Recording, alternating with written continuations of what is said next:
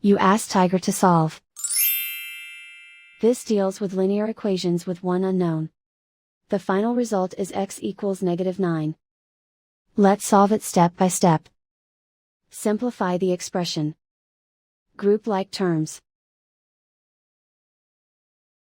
Simplify the arithmetic. Group all constants on the right side of the equation. Add 5 to both sides. Simplify the arithmetic.